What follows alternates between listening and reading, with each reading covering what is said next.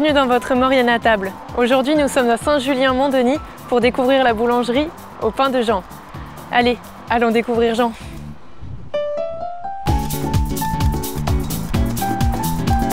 Bonjour Claire. Bonjour. Bonjour Jean, merci de nous accueillir dans votre boulangerie. Donc la boulangerie que vous avez créée de toutes pièces, puisque vous avez vous-même construit le bâtiment. Donc est-ce que vous pouvez nous expliquer un petit peu le concept de votre boulangerie? On travaille avec des paysans meuniers, ils nous fournissent le grain, ils font la farine. Et puis c'était avoir l'impact environnemental le plus faible possible, ce qu'on appelle l'empreinte carbone. Donc pour continuer dans cette lancée, vous avez décidé de faire des produits biologiques. Donc qu'est-ce qu'il faut en fait pour avoir l'appellation biologique? La première chose, c'est s'inscrire auprès de l'agence du bio. Et nous, c'est 3 vérifications qui sont effectuées annuellement. Ils viennent, ils vérifient, il y a des prélèvements de surface pour être aux normes aussi côté sanitaire, comme ça on fait venir qu'un seul organisme. Et ils font des vérifications tests sur des produits. Ils vérifient qu'il n'y ait pas d'améliorants, qu'il n'y ait pas de produits chimiques. Être boulanger, ça n'a pas toujours été votre métier. C'est assez récemment, vous avez décidé de passer un CAP et de vous le reconvertir, de vous lancer dans la boulangerie. D'où est-ce que ça vous est venu cette idée? Pourquoi avoir voulu passer d'un métier à boulanger qui vous prend une grosse partie de votre temps, donc une passion qui devient aujourd'hui votre gagne-pain, sans faire de mauvais jeu de mots? Voilà. Depuis l'âge de 14 ans, j'avais appris à faire du pain, mais bon, comme beaucoup de gens font ici, sur des fours à bois, tout au long, il s'est construit un cheminement personnel. Dans les années 80, j'ai commencé à manger bio. Après, j'ai arrêté parce que c'était très compliqué ici dans la vallée de manger bio. J'ai commencé à faire du pain pour des associations. Puis on a construit notre boulangerie. Et il a fallu se former. Alors là, c'est particulier. Moi, je suis un autodidacte pur. À 52 ans, j'ai passé mon CAP. Et derrière, j'ai passé mon BP, ce qui me permet d'être maître artisan maintenant. Je vous propose d'aller voir le fruit de votre travail, donc on va aller en cuisine maintenant. D'accord. Donc on est maintenant dans votre cuisine, là où vous faites tous vos pains. On va pouvoir faire une petite recette ensemble. Donc quelle recette allez-vous nous faire aujourd'hui? Donc là, aujourd'hui, dans le laboratoire, on va faire le coureur des bois. Donc c'est un pain qui est toujours sur une base de levain. Donc dedans, on va rentrer dans la fabrication le grand épeautre, de l'orge sauvage et de la canneberge du Québec. Et d'où vient cette recette? Est-ce que c'est vous qui l'avez inventée ou est-ce que c'est une recette assez traditionnelle? Ce n'est pas une recette traditionnelle. Le pain de grand épeautre ou de Rite Five existe en Ontario ou au Québec. Donc moi j'ai eu l'idée de sortir ce pain nouveau avec des ingrédients naturels, bio, qu'on trouvait au Québec. Donc c'est parti, comment on va faire du pain alors? Je vais mettre en premier de l'épeautre. On peut voir que vous faites vraiment très attention à la qualité de vos produits. Donc vous êtes une boulangerie bio, donc biologique. Où est-ce que vous achetez vos produits? Généralement, ça vient de chez un paysan meunier, le Gaïc du Regain. J'ai une palette complète de farine qui va arriver, environ 800 kg de farine qui vont arriver. Vous n'êtes pas tout seul, vous avez une personne qui travaille avec vous? Deux personnes, il y a Angélique et Laurine qui travaillent avec nous, il y a mon épouse aussi. Vous prenez des personnes en formation aussi? Oui, on prend des gens en formation. Là, on a eu l'associé de notre paysan meunier qui est venu chez nous 3 semaines. Et donc là, vous venez de mélanger une pâte qui était déjà existante, donc vous mélangez plusieurs pains pour faire un autre pain, c'est ça? Là, c'est le levain qui est mélangé à la farine. Donc là, on va tout mettre dans le petit pétrin qui est juste là. Eh bien, je vous propose de passer au pétrissage. Voilà. Donc là, on va maintenant pétrir la pâte. Comment ça se passe? Alors, on va mettre les ingrédients solides d'abord. Enfin, ce qu'on appelle solide, c'est de la farine, le levain. Après, on va rajouter l'eau. Ça va tourner 6 minutes. Et après, 6 minutes après, on va rajouter les canneberges et le sel. Quel est l'intérêt de mettre de l'eau pendant le pétrissage et pas avant, comme la farine ou le levain? C'est pour éviter que toutes les matières solides aillent derrière la machine. Très bien. Ça s'appelle un pétrin. Et donc, quel est l'avantage en fait de faire le pétrissage grâce à cette machine?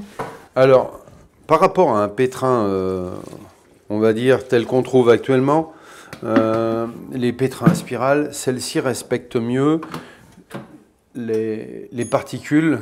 J'ai commencé avec un pétrin à spirale, j'ai vite changé parce que je me suis aperçu que je ne pouvais pas avoir la même qualité qu'avec ce type de machine. Et qu'est-ce qu'il y a sur les canneberges? Là, c'est juste du sel que j'ai rajouté dessus, hein.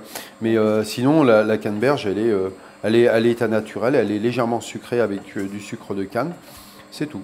Donc c'est bon, c'est fini, là on va pouvoir mettre la garniture? Voilà, là on va mettre les canneberges et le sel. Et qu'est-ce qui se passe après la fin du pétrissage? Après le pétrissage, on décuve la pâte et on la met en fermentation à basse température, à 7-8 degrés, pendant toute une nuit. Et ensuite, le lendemain matin, vous reprenez la fermentation? On débac plutôt exactement. On débac, on fait la partition de la pâte, on la pèse, et après on la boule et on la laisse lever sur couche pendant environ 1 heure. Très bien. Et ensuite, vous la mettez au four?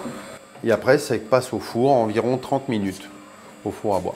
Eh bien, je vous propose de regarder comment ça se passe, la mise au four. Voilà. On vient de finir le façonnage du pain. Donc là, qu'est-ce que vous êtes en train de faire concrètement? Bah là, je vais enfourner mes pains. Donc, je les pose sur le tapis. Le four, il est à bonne température, on est à 290 degrés environ. J'ai mis un récipient avec de l'eau sur l'arrière pour avoir suffisamment de buée. La buée servant à ralentir la formation de la croûte et à éviter d'avoir une croûte qui soit terne. Ça permet une meilleure qualité gustative sur le pain. D'accord. Et quelle est la particularité de votre four? C'est pas un four habituel comme un four pour les brioches? Non, c'est pas un four électrique, c'est un four à bois. Il ne peut fonctionner qu'au bois.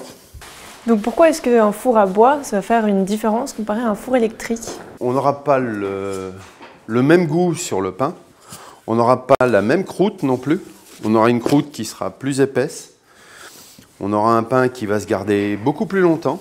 Donc là, qu'est-ce que vous êtes en train de faire? Vous êtes en train de faire des marques? Là, on appelle ça la grigne. C'est le lamage qui va permettre au pain de ne pas s'ouvrir n'importe où, mais sur la partie supérieure. C'est ce qui fait une jolie croûte. Je vais donc les mettre dans le four.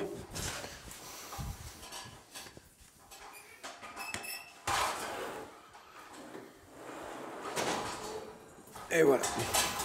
Et là, c'est parti pour environ 30 minutes de cuisson pour chaque porte.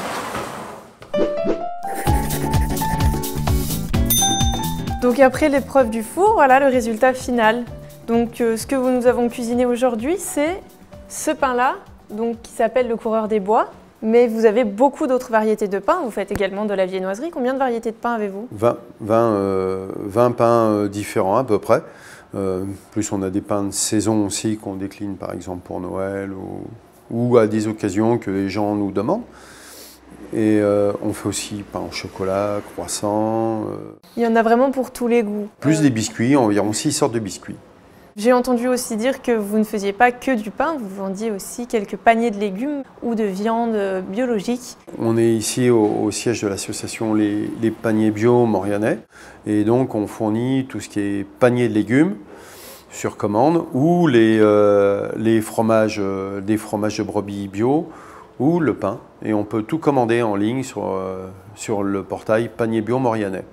Ce n'est pas la seule association avec laquelle vous travaillez, notamment vis-à-vis de vos invendus, quand vous avez trop de pain qui n'ont pas réussi à se vendre durant la journée.